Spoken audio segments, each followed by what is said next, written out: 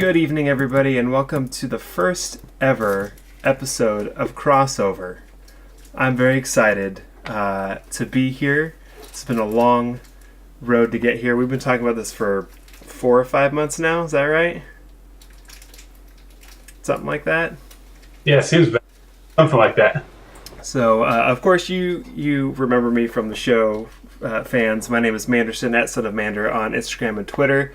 And joining me all the way from Reading is my brother. Go ahead and introduce yourself.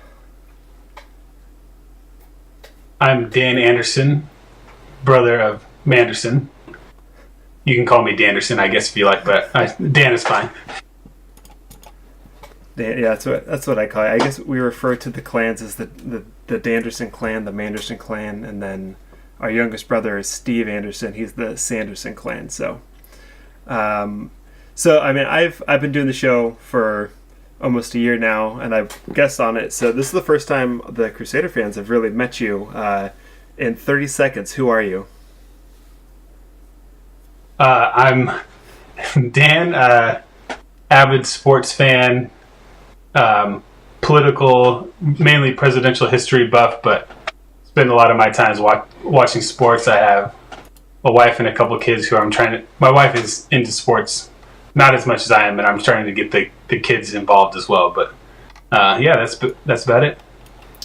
That's good. Real quick, I'm gonna go through our sponsors. We got the Beard Balm Brush. They've been one of our longer running sponsors. They take beeswax and beard balms, put it all together in a nice little comb that you can brush your beard. And it being no shave November or Movember, many of you will need such a thing. So if you go to beardbalmbrush.com, use the code Capeless, all lowercase Capeless, you get 15% off of that order there. And then of course, Empire's Comics Vault. We record there from time to time. We buy our books from there. They got pugs, they got hot sauce, they got comics. I mean, what more could you want? They got couches where you can watch whatever movie that Ben's got running in there too. So everything that you can want in a comic book shop right there for us to jump into. Anyway, so as you all know, those of you who watch the show, we like to go around the horn, which generally means that we go not in a circular fashion because we're never around a circular table, but we go through what comics we've been reading this week. We're going to do something similar, but for us, what we're going to talk about is what's coming up that we're interested in, and to kind of put a twist because we have differing interests here. Which one the other person would be interested in that. So I'm actually going to let you start with the sports. So what sports games, that sounds so nerdy when I say that, are you looking forward to this week? Well, the games that I'm looking forward to, the first one, we'll go chronologically here, I guess, is actually tomorrow night. It'll be the Thursday night football game. You can find it on Fox. Tomorrow's going to be the Panthers and Steelers, which should be pretty interesting, I think. The Panthers are pretty solid. I'm a Buccaneers fan. They just beat them pretty handily this week, and the Steelers are always right in the thick of things. So that should be an interesting matchup on Thursday night football. And then Saturday, we have the Sacramento Kings versus the Los Angeles Lakers. This is the first chance the Kings have to see LeBron James and the Los Angeles Lakers. That's Saturday night. But probably the game that I'm most eagerly anticipating / nervous about is Manchester United versus Manchester City, the Manchester Derby this weekend. That I believe it's on Sunday morning on NBC. You can find that, or NBC Sports Network, one of the two. But so those are the three that I'm eagerly anticipating. This Man United did play today, but if you're watching this now, you missed it. They won. They did. They won 2-1 versus Juventus. I'm okay with that. That was quite exciting finish for Manchester United. Yeah. Yeah. So, yep, those are the big three. Okay, yeah. I think out of that, probably the Manchester Derby is the one I'd be the most interested in watching. Although the Kings and the Lakers kind of have a long history, so that's something that I might also tune into, given the time. Hopefully, this is the first time in a while that the Kings have had a surprisingly decent start to the season.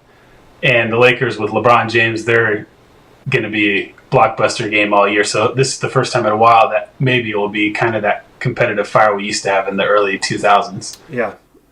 Speaking of the Kings, they're playing right now. Are you keeping up with that? If I throw out the score, is that going to spoil anything?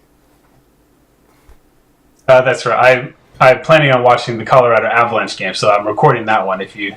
But I'm following along with the Kings right now. They're playing the Raptors. Yeah. Well, I won't throw out the score, but they're playing right now.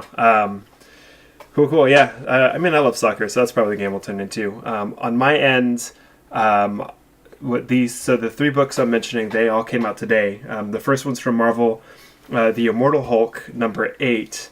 And I've loved this series so far, and I'm really excited to see where it goes. The last issue, Hulk fought all of the Avengers and pretty much decimated them. And kind of the premise of the whole series is because he was killed during the Secret Empire storyline about a year and a half ago.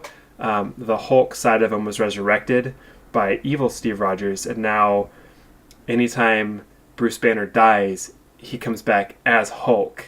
And it's kind of this struggle about him like trying to figure out his humanity and all that kind of stuff. It's been pretty good. So I'm interested to see where it picks up after he just pretty much beat up all of his friends. Green Lantern number 1, The Green Lantern number 1 is being written by Grant Morrison, who is a giant in the comic world. He would be like Jose Moreno, I guess, to put it in a sports reference for you.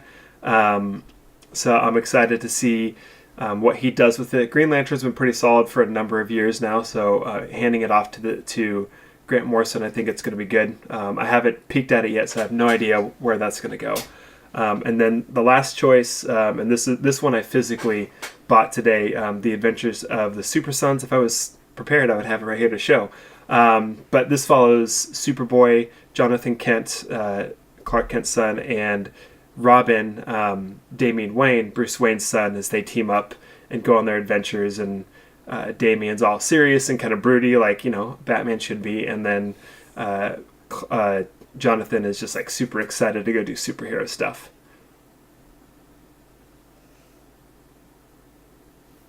So out of those 3, I would say I thought I would when I saw the list, because you sent me the list pre-show. I thought the Hulk I'd be most interested, but I had no idea what the Super Sons was. So after you mentioned that, though, I think maybe the Super Sons would be the thing that I'd be most interested in, because I have zero knowledge of what that is. So that is an intriguing story to me. Yeah, it's a ton of fun too. So, all right, we're going to get into kind of the main show, and tonight's going to be a little different. It might be just a teensy bit longer than we normally, because we're going to just kind of give you an intro, basically. First off, I put in the notes why this show, and that's not very clear, but I have a very specific reason to put that in. We've known each other all of your life and most of mine, being brothers, and right. for a number of years now. I'm not super into sports, but I like talking to you about sports, and more recently, you started asking about comic stuff, especially like with the Marvel Cinematic Universe and what DC tried to do with their stuff. Start talking about the history of that, and we came to the realization that sports and comics have deep histories in them, and that's something that they have in common. They're very different mediums of entertainment, but they still have that one thing in common, and so that kind of put that seed in my mind to start the show. So that's why I asked you to do it. I'm curious, really, why you said, okay, let's do this. I think mainly because so like you said, just recently, and actually it was the advent of Movie Pass that I started getting into these Marvel movies, because before I was like, it wasn't that I was against them, it was like, I don't want to pay $11 to go see that movie. But then Sure. Movie Pass came out, I was able to see Black Panther, and then I saw Avengers, and then I was so lost because those were the first 2. Oh no, I saw Thor Ragnarok and Black Panther first, and then I saw Avengers Infinity War. And I was so lost. So that's probably when I started bombarding you with all these questions. And then you would say, well, if you remember in the first Captain America, and I said, well, I never seen that. And then you'd be like, oh, if you actually watched the first Iron Man, I never saw that. So I just realized I didn't realize how much they all intertwined and led up to what we saw in Infinity War. So it was interesting. I went back and I've watched not all of them, but most of them now leading up. And I was kind of like, oh, I remember that from. So it was interesting. So just to realize how much in depth and intertwined and all these things go, which I never even realized. Like I thought Thor lived in his world over here and Spider-Man lived in his world over here, and then I didn't realize how much the Avengers were intertwining. So yeah, I thought it was a good learning experience, and just it's always interesting to learn about other people's passions and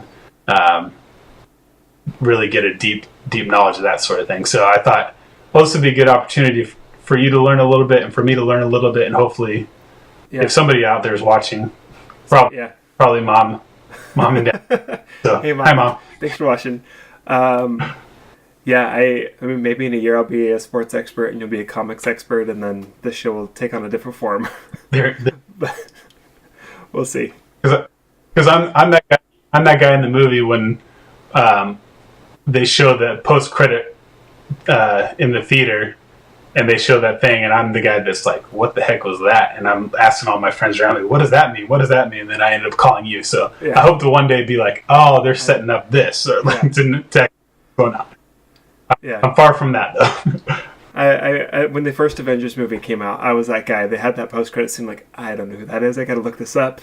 But I started reading more, and I got there. So if I can do it, you can do it too. Okay. There you go. So if I'm really honest, both of us have pretty deep spiritual histories. Sports histories. I don't know where I went. Deep sports histories. So I kind of want to talk about that and how that shaped more you than me necessarily, but a little bit me. Like, what was your first, what's your first sports memory that you have, and like what pulled you into sports? I would probably say my first sports memory is probably playing soccer, mainly growing up. Our dad still plays soccer to this day. Yeah. So I think his love for that sport, and it's still my favorite sport to watch and play. And then I think probably around, I remember watching the 93 World Series, but I don't remember sitting down watching it intently, but I remember watching some of those games, and then I remember watching the 94 World Cup. So around that area is when I started paying attention, watching it, and then I would say probably around 96 or 7 in that area is when I really started to sit down and get really into watching sports and started picking teams and watching those teams as religiously as possible. And now with satellite and streaming, I can thankfully watch all my teams from around the globe almost at no matter where they are or what the competition is. So but probably around that age, so 96 I would have been 10, so maybe 10, 11, 12, those years I started getting really into watching it, and then it really took off. I would say when it really took off was when the Red Sox started getting really good for the first time in a while in 2002, 3, 4. They finally won it in 2004, and then that's when my whole sports fandom took off to a whole. And the Kings were good at the time, so I was a Kings fan. I was a Red Sox fan. Manchester United were good, so it was a good time to be a fan of all those teams. And then the Buccaneers actually were good around that time, which they haven't been good since for a while. But it was a good time to be a sports fan. And I'm a pick 'em and stick 'em kind of guy, so I've been with the Buccaneers and the Kings through all their down times. But that's mainly my sports history, and that was more. I mean, like you said, you had a favorite team, and our brother Steve had a favorite team, but I don't know if you followed them quite as closely as religiously as I did in those years. Yeah. But yeah, that's basically my sports history. Now I watch Sunday at my house. My wife is a saint because basically Sunday morning it's wall to wall football, and then if Manchester United's playing or a soccer game's going on, got to squeeze that in there. And if Roger Federer's playing tennis, I got to squeeze that in. So it's she's a saint for putting up with that, and my daughter will come in and try to cheer for the right team if she can. So it's full blown at this point sports in my house. Yeah, that's there are definitely times where that's what it's like with comics in here, watching comic movies and TV shows or reading a book or whatever. And just to clarify for those watching, when he says his wife is a saint, she's not associated with the New Orleans Saints. She's an actual saint. She is, yeah. So. She would call herself a Patriots fan, so she would. I don't know if I can get on board with that, but yeah, I remember when you got into the Bucks, and I was just, I don't know where this came from, but that was back in the Warwick Dunn and Warren Sapp days. Those were the good old days. Yeah, I think a lot of the teams I started with, I don't care about anymore, but I've definitely since high school have like held on to. Well, you were. Yeah, well, that started in high school, but like as a kid, we were like 49ers fans, and I can't stand the 49ers now. But yeah, I held on to the Vikings from. Yeah, I would say because we were kind of fans of these teams because they were local, and that's what was on TV. But yeah, our dad wasn't really super fans of them, so that's why it was easy not to go, oh, 49ers are my team. It was like, oh, my favorite player is on the Buccaneers. I guess I'll be a Buccaneers fan. So the Kings was the only one I felt obligated because they were geographically pretty close to us. So yeah, that's the closest team. But yeah, I'll still like root for the Kings. I haven't watched a basketball game in probably over a decade, so there's that. But yeah, Vikings for football, Manchester United for English Premier League at least, AC Milan overall for soccer. Cubs for baseball, and that was really young, but I've never been a huge baseball guy. And then I definitely cheer for the Red Sox when the Cubs are not in it anymore. The Penguins for hockey, because who doesn't like a penguin? If my son was here, he would say Batman doesn't like the Penguins. So fair enough. That is very true. What sports am I? I feel like I'm missing a sport. Am I missing something?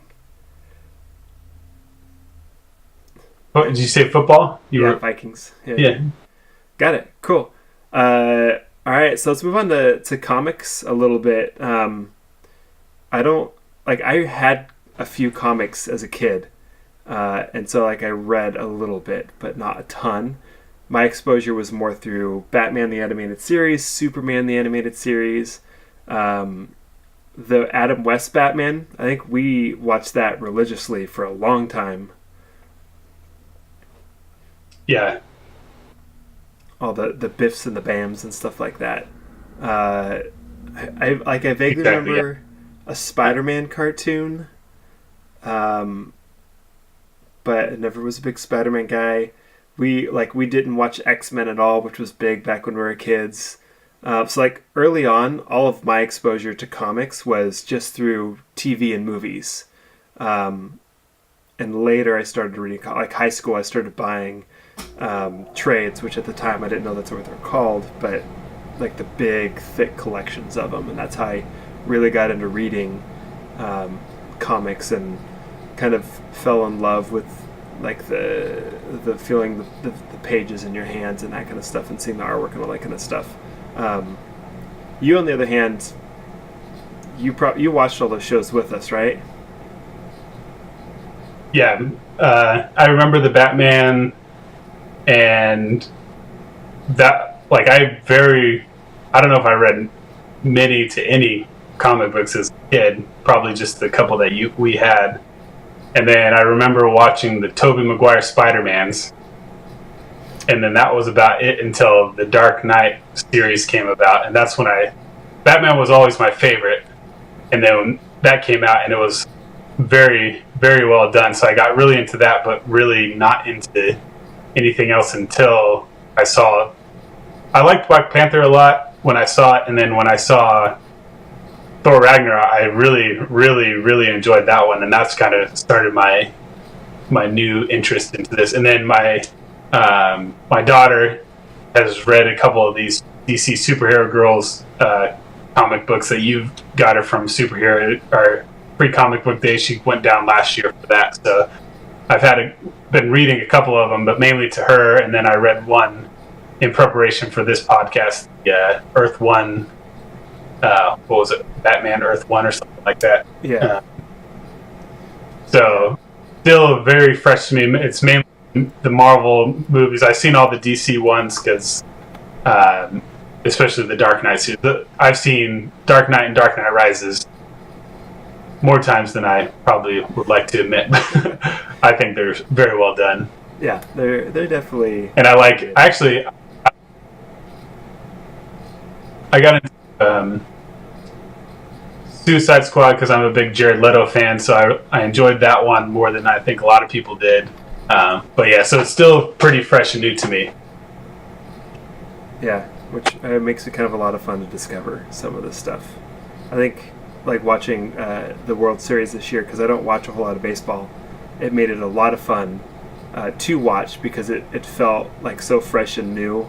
I remember when it ended, being excited the Red Sox won. Like, oh, there's no baseball to watch tomorrow. What am I going to do with my time? So I'm definitely going through a little bit of withdrawals right now with not having a game. Yeah. I found some stuff to fill the void, but every now and again I sit on the couch and I'm like, there's not a game happening right now that I want to watch, so I don't know what I'm going to do. But I guess that's the life of that's the same with comic book based TV shows and movies, and even comic books. Sometimes they stop running them for a little while and you kind of got to wait for the next thing to start up. So I guess it happens with everything. Seasons and good stuff. So you're probably aware, because you're fairly politically minded, at least you like the president's history of him, that yesterday was election day, midterms. So I thought it would be a good, at least briefly, to just kind of talk about the politics in sports and politics in comics. And on the comic side, you've read a little bit and you've watched a lot of. I know you're watching a lot of the CW shows right now, and watched a lot of the movies. So just starting on the comic side, what is your opinion, or how do you feel about how politics impacts or is portrayed or interacted with through comics or comic-based media? I think, it can serve a purpose, and I think if you, I don't know, I was mentioning to you before we went live about, I've been watching Supergirl this year, and it's totally, I think, turned into kind of beating it over your head, which kind of kills it a little bit for me, because I feel like comics and sports as well are kind of a place where people like to go to avoid some of the everyday, where like you can escape into this other world. And I think sometimes when they are in your face about it, which it seems like Supergirl has kind of done that this year, is kind of like, oh, well, what's the difference between watching the news and this? It's kind of, I really enjoy the Flash. I feel like they've avoided a lot of that, and maybe they're sending me messages that I'm not picking up on. But so I think, to a certain extent, it's fine, but I kind of think in sports and in comic books, it's kind of a nice getaway to escape into other worlds and these characters and things like that maybe sometimes can be a little bit ruined from having whoever the creator's political agenda put on display in that manner.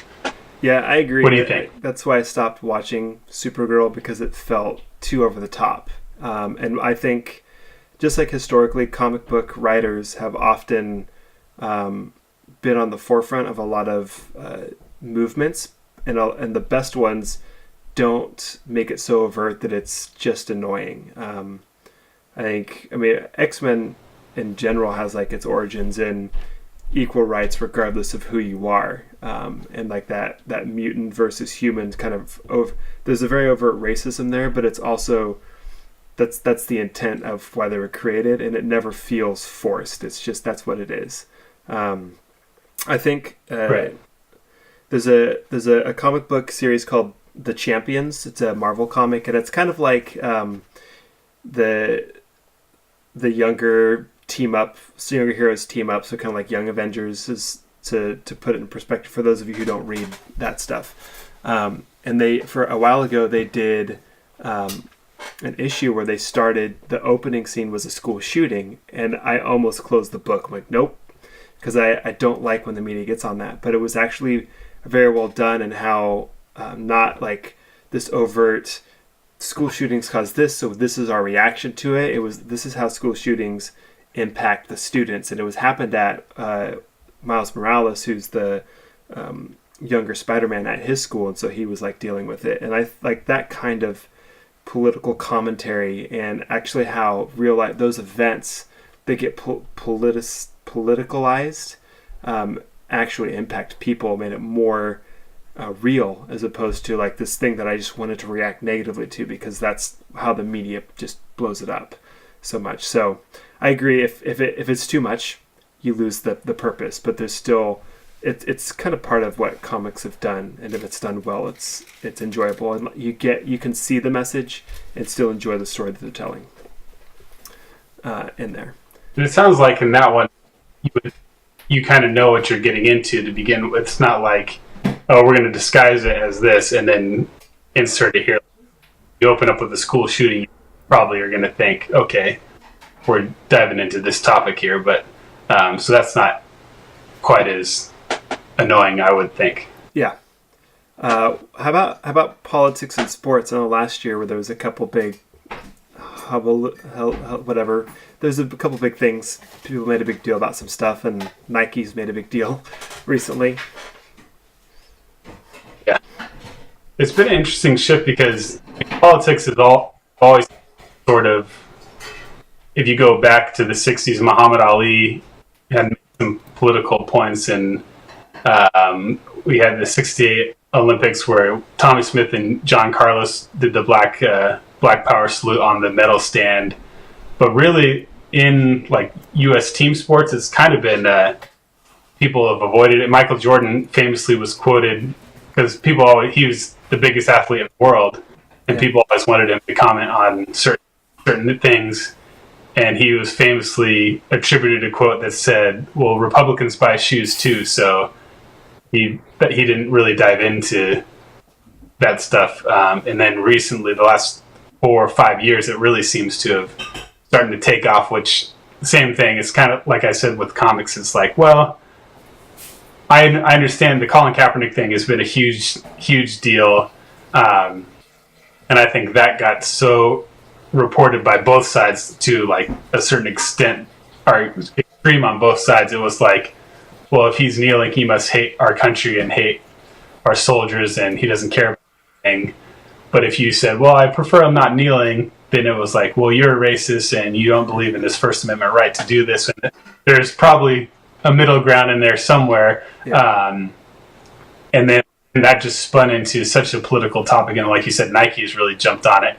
And they just care about money for whatever people say. The bottom line is they're looking to make money, and they're making money off of them. And on the flip side of the coin, the owners of the NFL who didn't want their players kneeling are losing money, because there's a lot of fans at states across the country who said, if you have players kneel, I'm not going to support the team. So they had to draw a line. So at the end of the day, people act like it's this issue about social justice, and to a certain extent it is, but it's gotten, I think, lost in the shuffle of why are we losing this money, or how can we make money off of this? That's why I think the Kaepernick thing is kind of spun way off the rails here. But we've had a couple, like the Miami Heat, when the Trayvon Martin trial was happening, came with the hoodies on, hands up, don't shoot thing going on. So it's always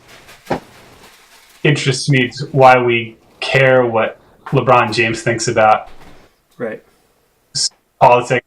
It just seems like not like the famous quote. People say, "Well, you just want these guys to shut up and play ball." I don't really necessarily think that. I think if they have a platform, use it great, but I don't understand why we explode it to such a big, Right. make it as a big a deal. But I kind of wish like the Kaepernick thing could have gone away, but then Trump threw his ring in there and kept stirring up the politics. It always kind of is like, we're going politics again. I just want to watch if they can convert this fourth down and who's going to win the game. Like, it's a nice little escape, and it's fun to escape into this world when you know the argument. If I have a sports argument with my friends about sports, the bottom line is, okay, I'm arguing about if this guy can put a ball in a hoop or kick it in the back of the net or whatever. The thing, at the end of the day, it's not that big a deal, and you can argue and go, okay, let's go get a drink or whatever. You know, like, it's fun to hang out and talk about.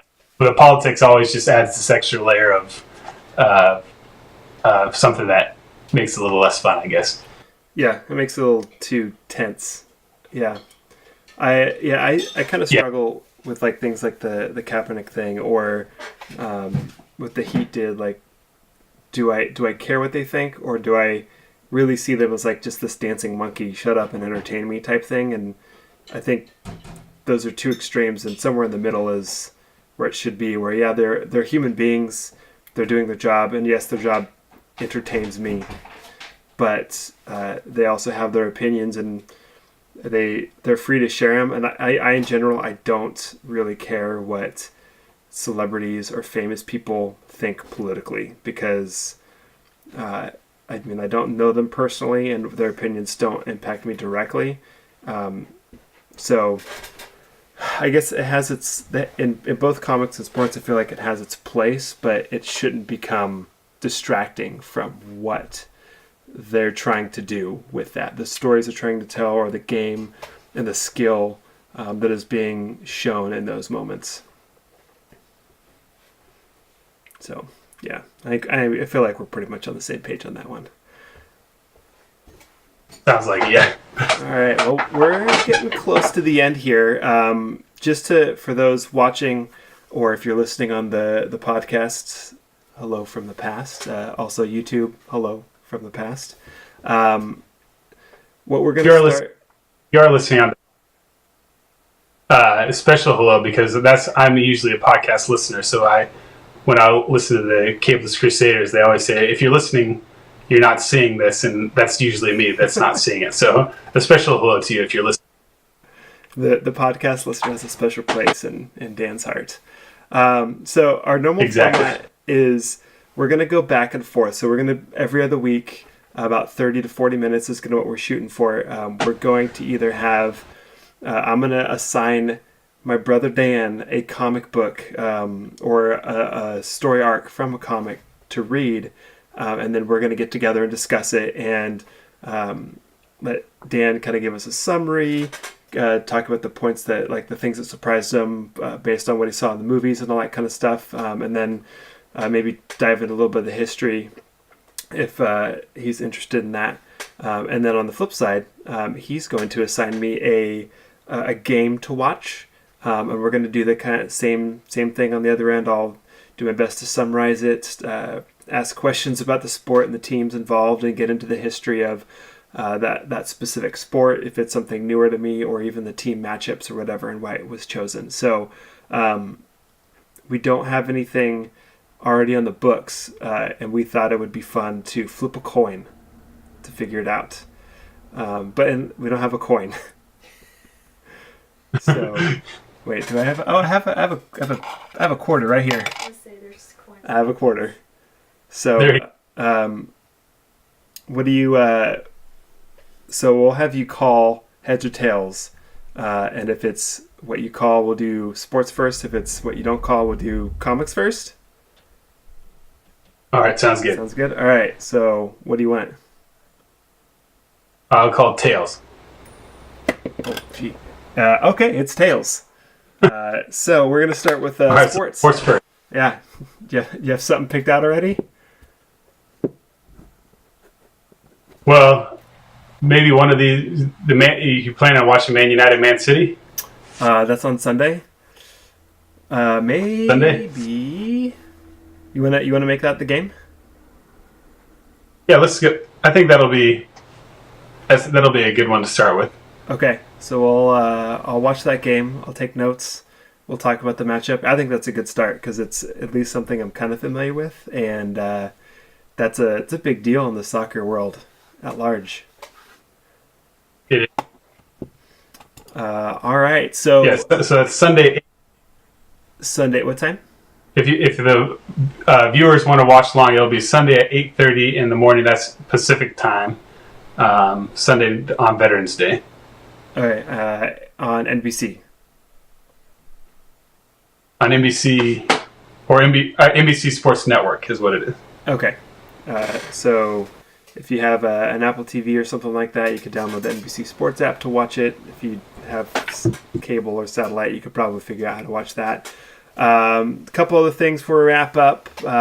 We are the Capeless Crusaders. We're obviously expanding into different topics and shows. We got our main show on Monday nights, on Sunday mornings, also at 8:30. So it'll be competing with the soccer game a little bit. If you're going to watch that, you can catch Sunday Coffee with the Azorian one. He usually talks entertainment news and whatever's on his mind. It's pretty entertaining. His kids are boisterously making noise in the background, which is always fun to see as a parent. Coming soon, we have The Dame Patrol, which is a play on the comic title The Doom Patrol, for those of you who have never heard of The Doom Patrol. But that's going to be Amy and two of her friends who you've met if you've watched our recent Dungeons & Dragons episodes, Stephanie and Minnie will be joining her. And that's going to be audio only, at least from the start. So they should have their first show coming up soon. This coming Monday, our topic is going to be why we believe in our heroes. We are going to tie that into Veterans Day for our Monday night show. Once again, thank you to Beard Balm Brush, beardbalmbrush.com enter the code Capeless when you buy to get a 15% discount. And Empire's Comics Vault are home away from home, at least for those of us down in Sacramento. And I am Manderson at Son of Mander on Instagram and Twitter. Thank you for joining us. Joining me from Reading once again is... I'm Dan Anderson. You can find me at Danderson11 on Instagram and Twitter as well. Mainly Twitter, but I do have an Instagram that I check periodically. Cool. Thanks once again for joining us. Hope to see you guys in 2 weeks, where we'll be talking about Manchester United versus Man City. We'll do Around the Horn. Maybe we'll talk a little sports or comic news and all that kind of stuff as well. Thank you once again. Good night, everybody.